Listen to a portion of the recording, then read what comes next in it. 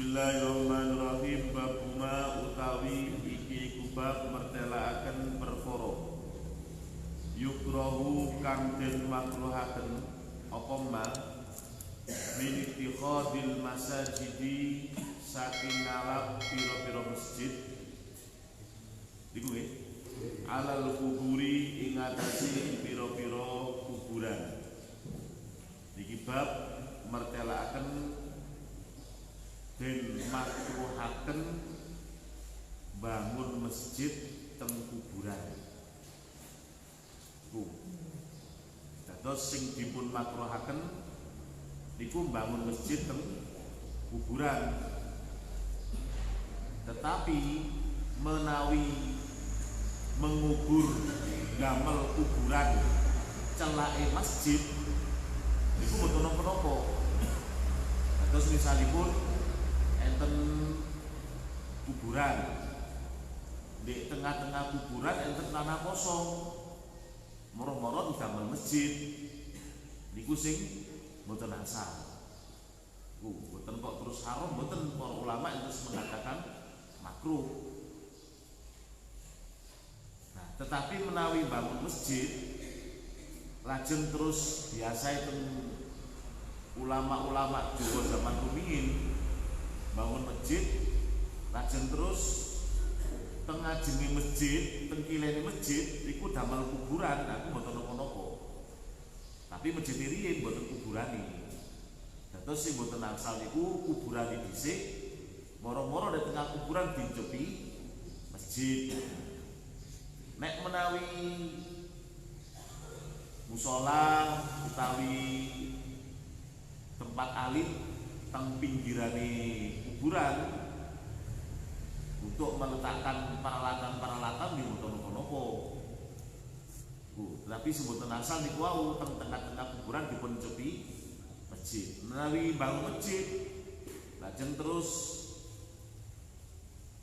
misalipun kiai ini utawi ulama tertentu wafat, kemudian dikuburkan di area masjid mboten nopo-nopo.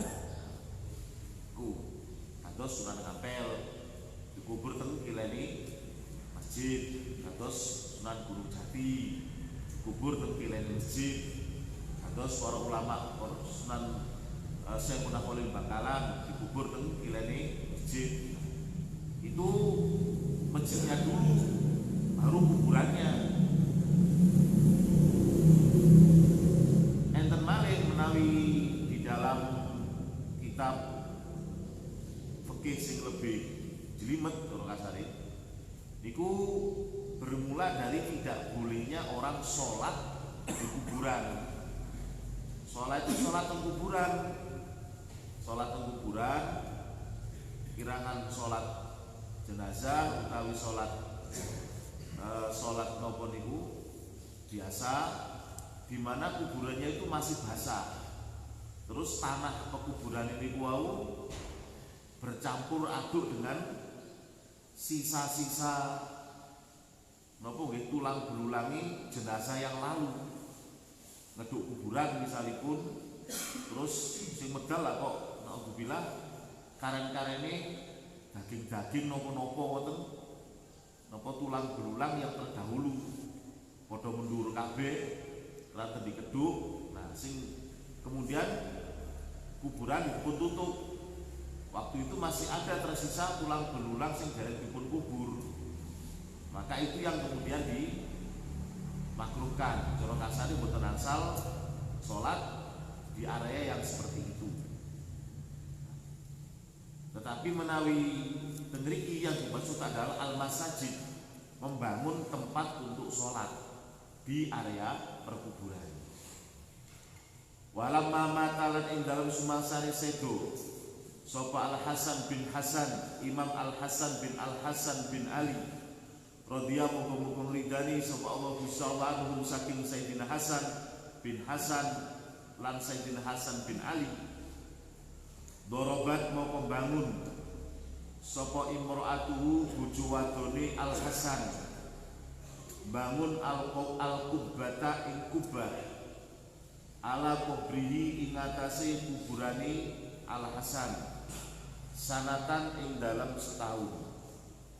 Summa moko kari-kari rufiat dan angkat apa kubah. Fasami'u moko padha midanget sapa kaum soihan ing wong kang jerit. Yakulu hale bengok-bengok jerit-jerit sapa soih. Ala ilingo hal ana to wajadu padha nemu sapa kaum ma ing perkara faqadu kang wis kelangan sapa kaum. Faqadu kang wis padha kelangan sapa kaum. Fa'ajaba mongko jawab bu ing soih sapa ala kang meneh bal balik ya isu wis padha putus asa sapa kaum. Fangkolabu moko dadi kebalik sapa kaum. Ya isu padha putus asa sapa kaum. Fangkolabu moko dadi kembali, moko dadi balik sapa kaum. Iki bab Imam Ghazali membuka dengan kisah Imam Hasan bin Hasan. Sayyidina Hasan niku Sayyidina Ali niku gak ada putra namanya Sayyidina Hasan. Sayyidina Hasan niku gak ada putra ugi namanya Sayyidina Hasan. Terus Sayyidina Hasan gak ada putra namanya Sayyidina Hasan, maka namanya Hasan bin Hasan. Hasan bin Hasan bin Ali disebut dengan Hasan al-Musanna. Hasan al-Musanna. Nah, Hasan sing putrane Hasan iki gak ada putra malih, namanya Hasan malih. Terus malih bae jenenge Hasan, anake jenenge Hasan, putune jenenge Hasan. Iku ngoten niku lek teng Arab biasa. Muhammad bin Muhammad al-Ghazali. Iku pun biasa ngoten niku.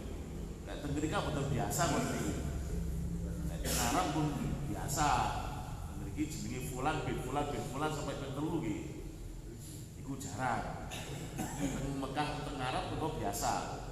Nah, Sayyidina Al-Hasan bin Ali utawi disebut dengan Hasan al-Musanna niku termasuk salah satu tabi'in. Menawi Sayyidina Hasan itu termasuk min sighoris sahabat ingkang alit nalikane Gusti Nabi tasih sugeng. Menawi Sayyidina Al-Hasan bin Al-Hasan putroni itu adalah tabi'in, termasuk min siqati tabi'in, termasuk tabi'in sing alim yang ahli ilmu. Itu Al-Hasan putrane Sayyidina Hasan. Nah, Al-Hasan bin Hasan iki, Al-Hasan sing putrane Sayyidina Hasan bin Ali niki nalikane perang Karbala, perang Sayyidina Husain kalian tiang-tiang fasik teng Karbala, piyambakipun nggih tumut. Piyambakipun tasih alit umur 18 tahun. Niku Sayyidina Hasan iki. Ranten Hasan iki ponakane Sayyidina Husain, maka kalian Sayyidina Husain diboyong pisan. Dipun boyong pisan, dibeto teng karepe dibeto teng Sam. Di tengah jalan enten perang Karbala. Tentara Ziyad musuh Sayyidina Husain. Sayyidina Husain tidak siap untuk berperang. Maka terjadilah pembunuhan. Nah, nalikane terjadi peperangan, Sayyidina Hasan bin Al-Hasan iki ugi terkena sabetan pedang. Terus piyambakipun terjatuh, piyambakipun glundung terus ketutupan tiang lintune. Terus begitu kena sabetan pedang, piyambakipun terus glundung, tapi tasih sugeng glundung terus ketutupan tiang lintune. Sehingga dipun sangka kalian tentara Ziyad musuhi Husain niku pun melok-melok mati pisan. Iku maka bahasan pun tentara Ziyad pun nyikri sedanten, pun medan pun sepi, maka beberapa orang yang berani kemudian munduti jenazah jenazah niku wau. Lah kok enten lari belasan tahun tasih urip ambaan lari ini, tapi lukanya cukup parah. Maka dipun pundhut kalian orang-orang kampung, dipun rawat sampai waras. Iku dipun nangleti, sampean sapa? Kula Hasan. Hasan sapa? Hasan putrane Sayyidina Hasan. Lho, napa putrane Hasan bin Ali? Nggih, oh berarti jenengan buyute Gusti Nabi. Nggih, tapi tiang kampung niku diam-diam disembunyikan. Mendel mawon tiang kampung artosipun diam-diam tidak diberitakan bahwa di situ ada buyutnya, cicitnya Nabi, putranya Sayyidina Hasan di situ. Nek ini konangan, makin dipejai pindah kalian tentara Ziyad sampai 1 tahun, 2 tahun, 3 tahun dibiarkan di rumah kalian tiang kampung dengan diam-diam. Ternyata tumbuh menjadi orang-orang yang betul tumbuh menjadi pemuda yang cerdas, salah ganteng, cerdas pisan. Sayyidina Hasan bin Ali niku, Sayyidina Hasan niku putune Gusti Nabi. Tapi yang wajahnya betul-betul mirip Gusti Nabi niku Sayyidina Hasan.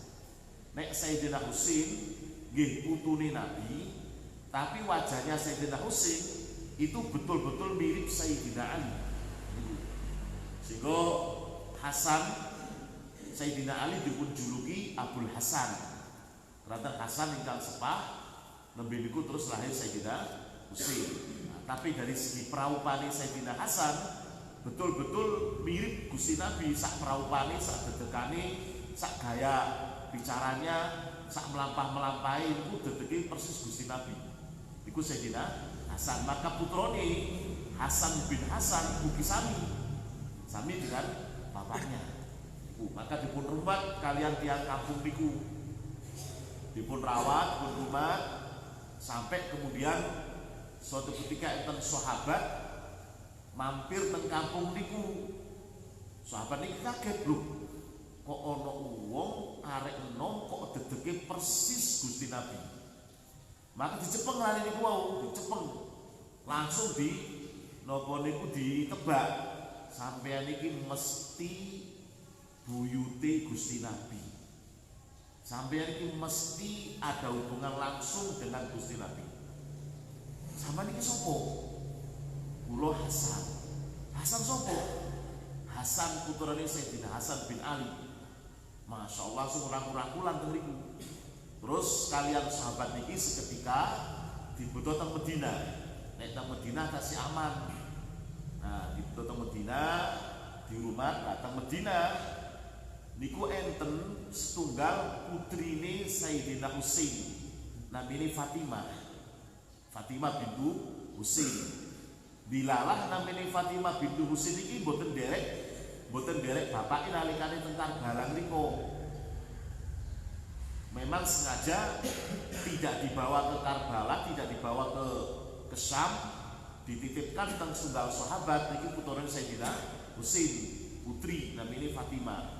Maka setelah besar Hasan niki pun cukup umur untuk menikah, maka Hasan bin Hasan dipun simahaken kalian Fatimah bintu Al-Husain. Terus wakilah termasuk min kubari tabi'in, min sikoti tabi'in ini Hasan bin Al-Hasan. Hampir semua habaib teng Indonesia niku, semua habib, semua sayyid yang Al-Hasani, keturunan Sayyidina Hasan itu Al-Hasani, keturunan Sayyidina Hasan dari Hasan bin Hasan ini. Terus semua habaib Indonesia, Yaman, Arab dan semuanya, kalau mereka itu Al-Hasani, maka adalah keturunan Sayyidina Hasan Al-Husanna atau Al-Hasan bin Hasan bin Ali. Sami kalian semua habaib di dunia yang keturunan Sayyidina Husain, semua habaib di Indonesia dan seluruh dunia yang Al-Husaini itu mesti dari keturunan Sayyidina Ali Zainal Abidin. Ali Zainal Abidin. Terus habib niku enten Al-Hasani, enten Al-Husaini. Makin di Indonesia pun macam-macam famnya itu macam-macam. Enten Asgaf, Al-Habsyi, Al-Aqtab, Makkah dan seterusnya. Makin niku menurut keluarga dari Yaman niku, tapi mereka tetap keturunan Gusti Nabi. Iku selagi ini teng dunia ini kita enten keturunan Gusti Nabi, maka bumi ini kan aman-aman saja. Walaupun enten balak bencana macam-macam, tapi selagi kita enten keturunan Gusti Nabi sugeng teng mriku, maka kiamat boten dipun dugaken kalian Gusti Allah. Enten sesenjang kados ngoten niku. Sakderenge wafat beberapa minggu Gusti Nabi nanti pesen bahwa aku meninggalkan kepada kamu dua perkara. Dan mengatakan dua perkara dan mengatakan tiga perkara. Yang pertama, aku tinggalkan kepada kamu Al-Quran, Kitabullah. Yang kedua, aku tinggalkan kamu itroti, keturunanku. Maka selagi kamu semua menjaga Al-Quran dan menjaga keturunanku, maka Islam akan terus ada di muka bumi ini. Seakan-akan pesene Gusti Nabi kados ngoten niku. Terus enten Al-Husain enten Al-Hasani. Nalikane Al-Hasan bin Hasan niki wafat sedo nek boten kelintu tahun 97 Hijriah teng Madinah sedo niki.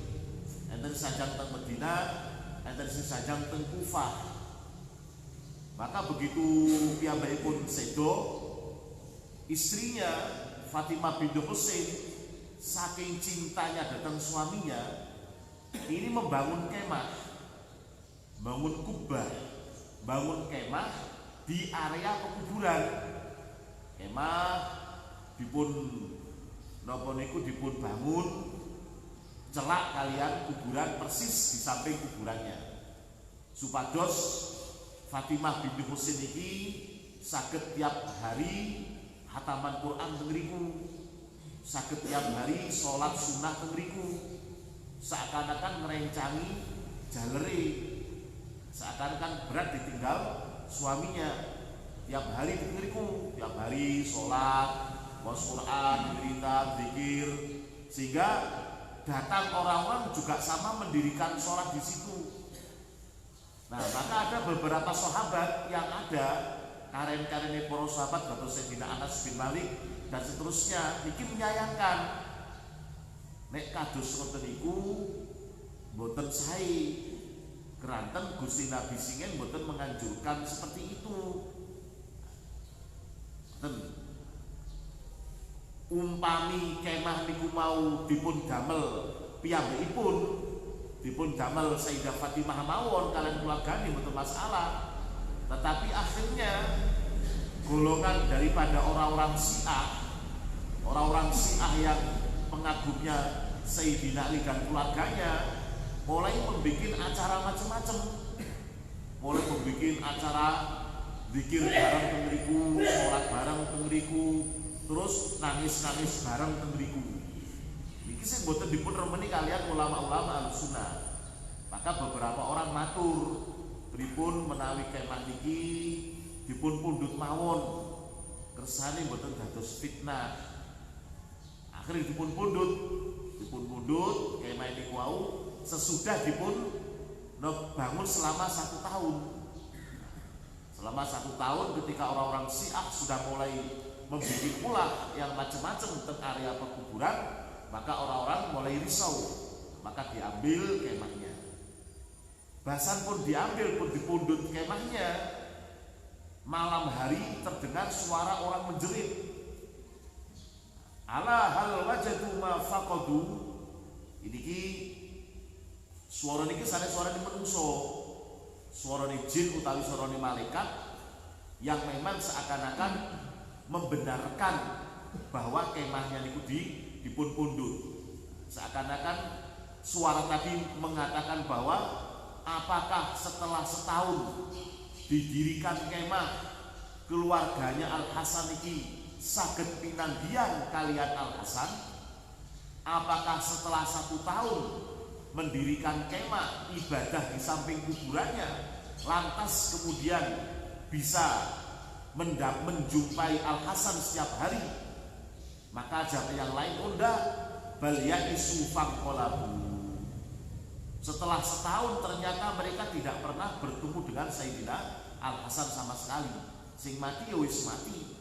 Nanti berjumpa di area atau wilayah arwah.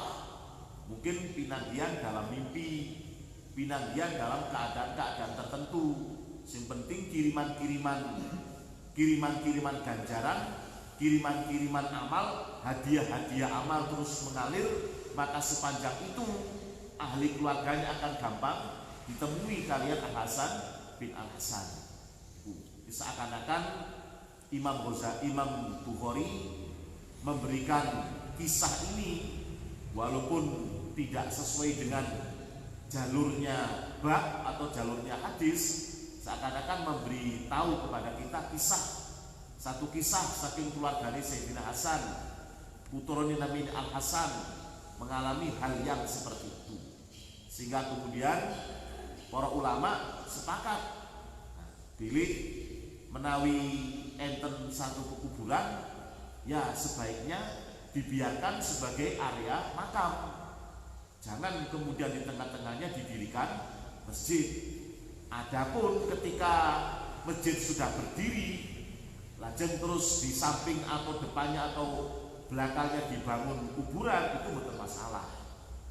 Ibu, beberapa nabi, beberapa rasul dimakamkan di Masjid Haram, bukan di luar Masjid Haram, dimakamkan di Masjid Haram. Enten Nabi Hud, Nabi Soleh, Nabi Lut, terus Nabi Ismail itu dimakamkan di sekitar Masjid Haram, dimakamkan tengriku. Menawi Nabi Ismail dimakamkan di Ka'bah, di tempat sing kita wasani Hijir Ismail. Tetapi yang lainnya, terus Nabi Soleh, Nabi Lut dan lain-lainnya itu dimakamkan di area Masjid Haram. Enten sing sanjang kados termasuk Nabi Harun terus dikuburkan tengriku. Wallahu a'lam. Antara lain kados tengriku. Wabi sanadil mutasili menawi Nabi Yusuf, Nabi Zakaria, Nabi Yahya, Nabi Ibrahim, Nabi Ishak, niki makamnya teng Palestina ngriko. Alhamdulillah kula nate ziarah. Menawi Nabi Yusuf itu makamnya di samping Nabi Yakub. Nabi Yusuf, Nabi Yakub lan 12 derek Nabi Yusuf dimakamkan satu area. Nabi Yusuf rumiyin dimakamkan di Mesir. Nah, samunipun Nabi Yusuf sedo, yang Mesir kebingungan. Iki dikubur di Nabi Yusuf niki keranten selama berhari-hari baunya harum. Baunya harum tidak ada baunya harumnya sangat menyengat. Maka orang-orang Mesir bingung dimakamkan di mana ini. Maka ada usul dimakamkan tenggriki, sebagian makamkan tenggriko. Akhirnya tukaran, hampir terjadi peperangan, rebutan jasadnya Nabi Yusuf alaihissalatu wassalam. Lajeng terus ada satu ulama yang dihormati niki zaman Gusti Nabi Musa dari lahir. Ada ulama yang dihormati mengusulkan Nabi Yusuf makamnya di dalam air Sungai Nil. Maka dibuatlah noponiku peti khusus yang tahan air. Nabi Yusuf dimasukkan ke peti, kemudian dimakamkan di dasar Sungai Nil. Lho kok ngoten? Nah, supados semua orang yang tinggal di area sekitar Sungai Nil bisa mendapatkan barokahnya air, yang air tadi itu mengalir di atasnya makamnya Nabi Yusuf. Itu selama bertahun-tahun, selama puluhan tahun, ratusan tahun kados ngoten niku. Nah, nalikane Gusti Nabi Musa niki napa niku Gusti Nabi Musa pindah datang Baitul Maqdis, maka jasadnya Nabi Yusuf didudah malih, dipundhut di dalam dasar sungai ini.